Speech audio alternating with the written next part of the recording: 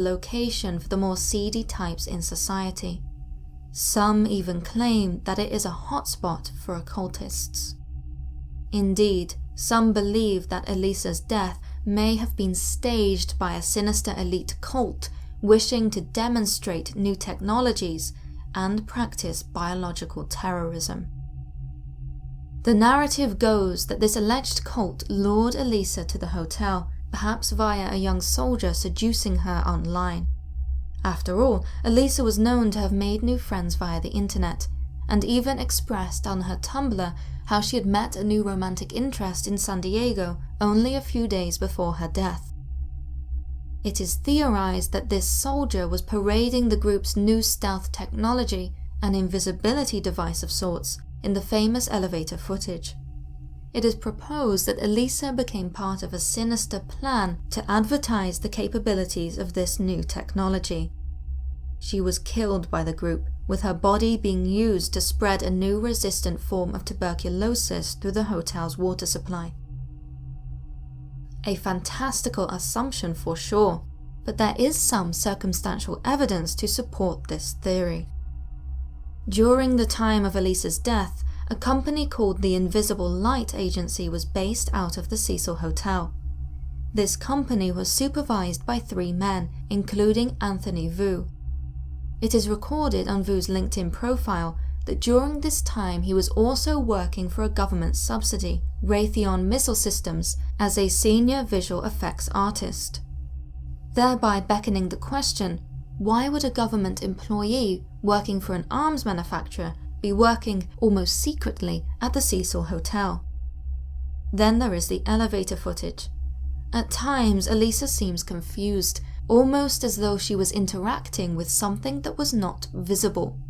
Bizarrely, only a few days prior, on the 12th of January, she tweeted about a Canadian company which was creating new stealth camouflage suits. Could it be that she had been in contact with someone who worked for Raytheon and sought to meet up with him during her West Coast tour? This idea could help to explain Elisa's motivation for wanting to go to Los Angeles alone, to have an exciting young love affair. It could be that the footage in the elevator captures the moment her new love interest was showing off the technology that they had been chatting online about a few weeks before. There is one final piece of this alleged evil plot. A few days after Elisa Lam's death, a resistant strain of tuberculosis spread amongst the homeless population near the Cecil Hotel. Was this location chosen to spread a new biological weapon because of its known high density of homeless people? What makes this all the more eerie is the name of the test employed to diagnose TB, Lam Elisa. It is suggested that this sinister elite cult had a policy of leaving a signature on their actions, by purposefully creating odd coincidences in names and signs which implicate them.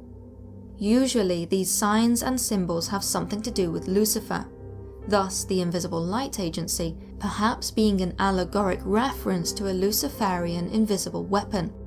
Lucifer, after all, means light-bringer. As the Lam Elisa TB test was created before Elisa Lam's death, this could be a reason why she was chosen by the cult. Not to mention the fact that, as she suffered from depression, scapegoating her murder on suicide would have been easy. However, this malevolent conspiracy has no tangible proof. In fact, there is more evidence against it. Whilst the Invisible Light Agency did exist, it was not a secretive